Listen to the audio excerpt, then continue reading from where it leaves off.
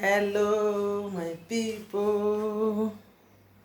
Good morning, good afternoon, good evening, wherever you are watching me from. Hello, everyone. Hello. Isokado, Robado, Manuwado, Manuwado, Manuwado, Manuwado, Manuwado. Yay. Wado, wado, wado, wado, wado. Yay. We don't come again. Oh. Before I start anything, my brothers and sisters, subscribe if you are coming for YouTube, Twitter, WhatsApp, Facebook. When you see my video, subscribe and press the notification button and put comments. It's very important. If you like my video, if you like anything about me, press drop comment. We are learning. We are growing. We are growing gentle. Now we put one leg for grant. We never put the second one. So may na help us to grow. Let's grow together. Let's roll together. Let's grow together. Let's roll together, my people. We will get there. Small, we will get there. Let's roll together. You will never bring your talents come out. This our channel. I tell una say one Saturday we dey advise people, we dey advise ourselves too. We dey learn so many things, we dey do so many things. Na small we dey come small. Me na no worry. Me na not too laugh up. No, not too laugh me because I just start. If I don blow now, una wey dey laugh me, now come dey beg me If I don blow, una come dey beg me, una come dey say before una come see me, una come dey beg me to see me. I pray not go be like that. So let's grow together, let's roll together, let's do things together. Okay, thank you. Let's roll together. So before I drop one thing, a small message, something where they pay me for my mind, before I will drop, I mean I sing one thing for now. It's bigger than what people say. Jehovah bigger than what people say. You are bigger than what people say. Jehovah bigger than what people say. Some say you are good. Some say you are kind. You are bigger than what people say. He's bigger than what people say. Jehovah bigger than what people say. He's bigger than what people say. Jehovah bigger than what people say. Some say he is good. Some say he's kind. He's bigger than what people say. Jesus is bigger than what people say. He's big than what people say. Some people say he's good. Some people say he's kind. Name it. Anything he have do for you in your life is bigger than what people say. He's not a man. He's God. So trust in him and believe in him. Put your hope in him. Put your trust in him. Put your hope in Jesus and put your trust in him. Before we start, I get one of my I make by myself. I want show now. I tell you, say we dey do different things here. We will talk about Jesus. We'll talk about many things. This one, I do it by myself. Na cap. It dey on sales. If you need it, you let me know. I do it by myself. That make me say, no waste your talent. Go and learn. You know they're not the big pass. They're not the big pass to learn. You can learn at any time. See this one, you go tie like this. See am. You tie like this. Anyhow you like to put it, you put it. You like to put it like this, you will put it. This is my handwork. I do it myself. I do it for myself. See am. Any color where you get, what you want, I get am. You order for it. If you dey sell, I can supply you in cheap rate. See am. If you dey sell, I fit supply you. I get different color. If you need am, I fit supply you. I fit do different color for you. Na very cheap rate. Look am, you go tie am for here like this. You tie am for your back like this. E good for church, e good for party, anyhow you want am. If you no want this cover, you want only like this, I fit still do am for you. Anyhow you like am, you can put it. You can do it like this. You can carry am like this. You can carry am front like this. If na lace you want am, anyhow you want am, you fit do am like that. So I tell una say we dey do different thing for here.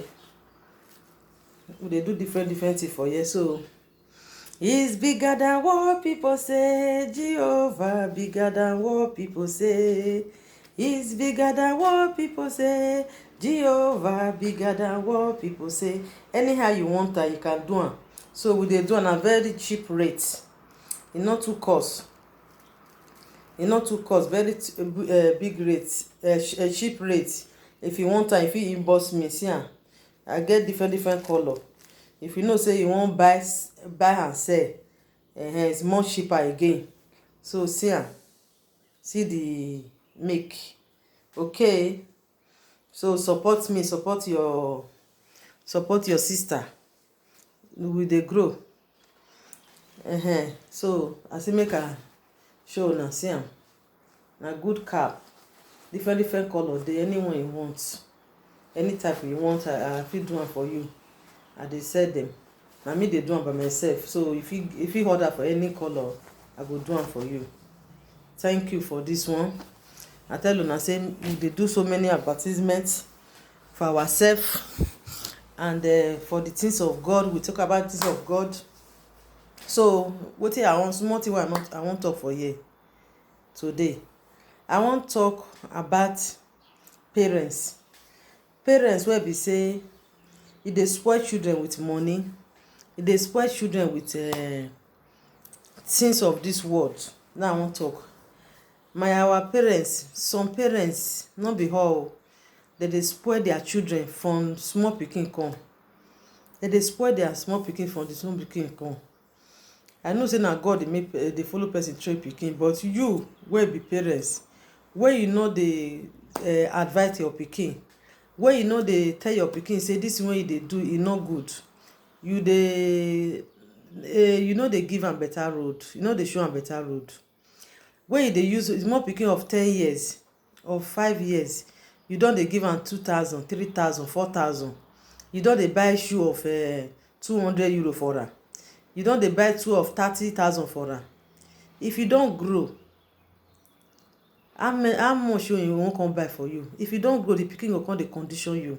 The pikin go come tell you say, mommy, I don need this one. Na this one I need. Make we try, if you get our children, according to the age of the pikin, na you go take dey do something for am.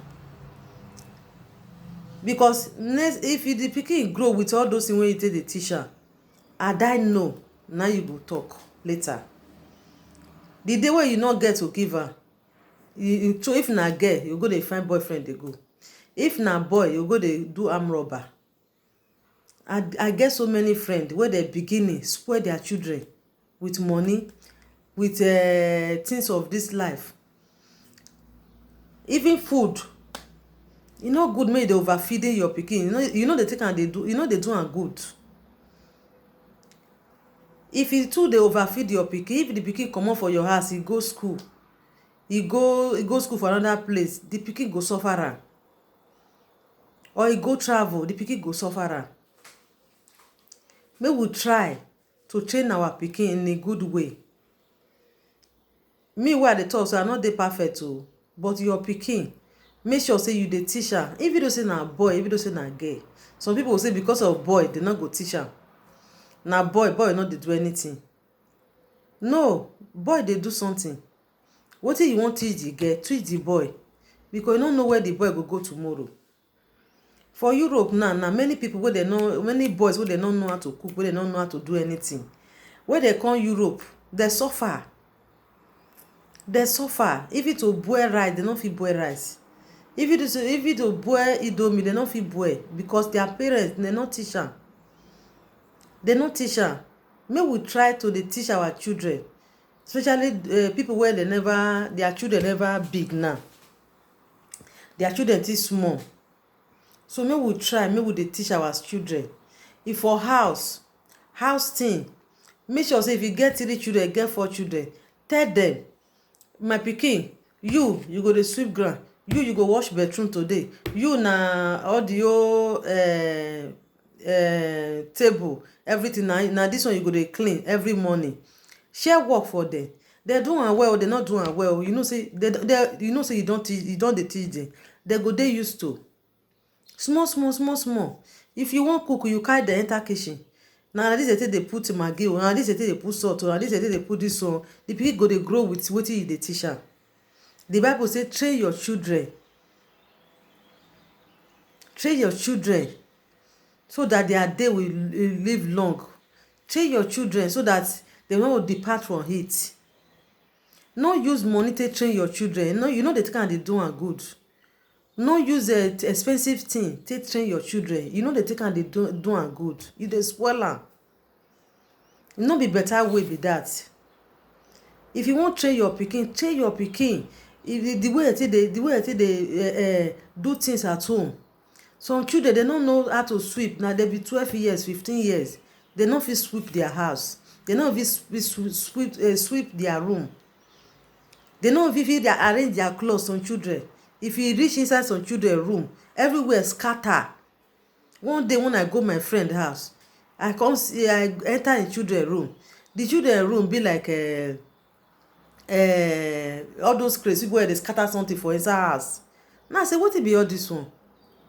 Why you not teach these children? These children one at the top, so some don reach 14 years, some don reach 12 years. They don't know how to fold clothes. They don't know how to arrange their teeth. They don't know how to arrange their shoe for their where they put shoe. Parents, abeg, if you hear this message, take the one you go fit take for inside. But I advise you to take all of them. Children are everybody own. If you train am well, I don see many relationship, many marriage because of the many relationship. I don see say many marriage because of all this kind thing. The marriage no work. The marriage scatter because if the man, if you just come for work, for example, if you just come for work, you go put slippers for Lagos, you go put stocking for Kaduna, you go put what do they call am, you go put in t-shirt for inside toilet, you go leave a cap put for dining table. E scatter everything. The woman do tire. He say I no fit again because e no fit do the mama and papa they not train am before. So e no mean say this one na girl pikin, this one na woman pikin, I no go train her. Woman and man pikin no dey fit dey do things for this house. No, they no dey do like this. They no dey talk like that. Train the two equal.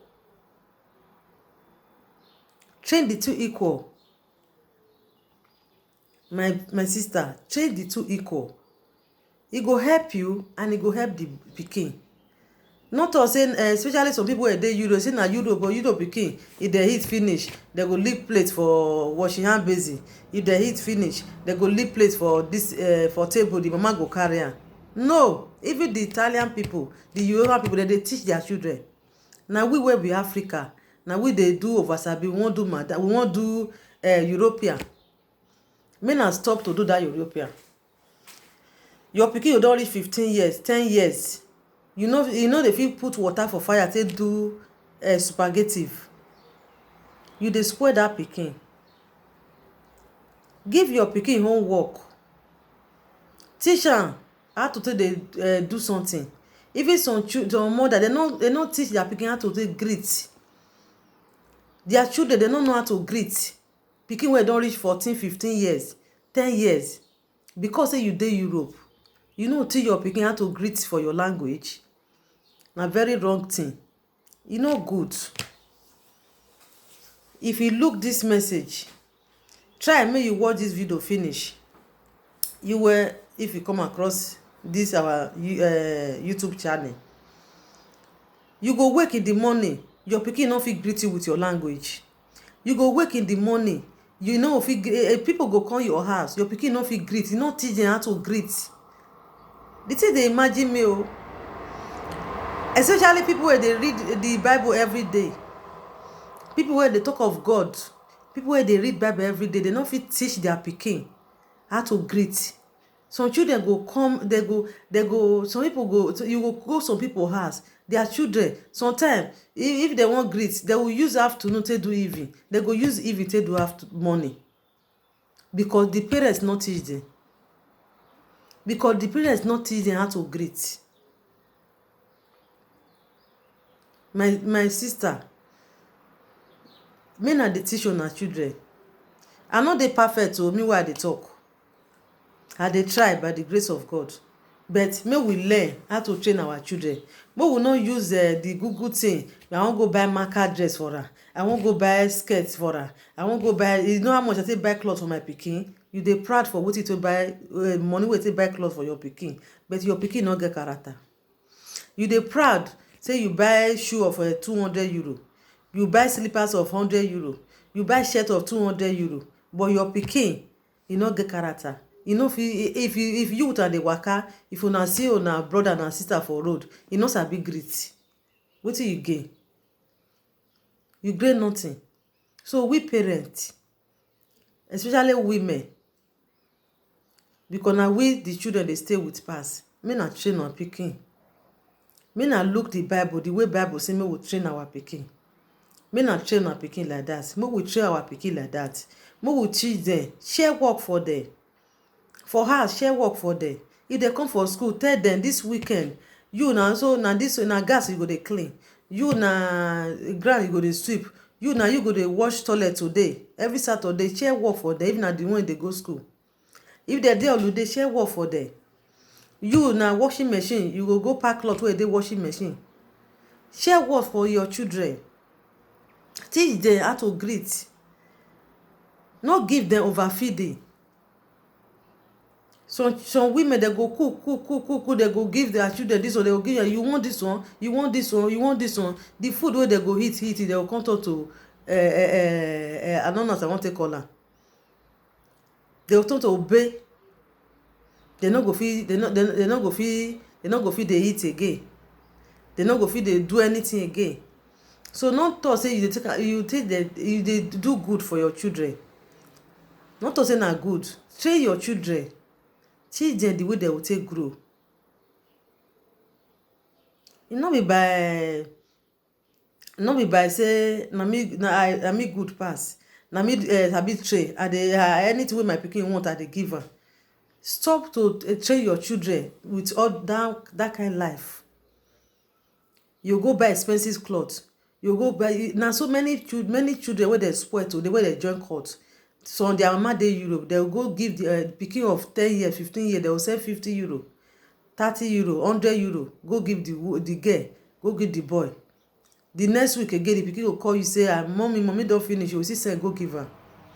And no be say me I dey boast, no be say I dey talk am. When I dey Europe, when my children dey Nigeria, my son na 14 years na take come this Europe. E dey 14 years wey e take come.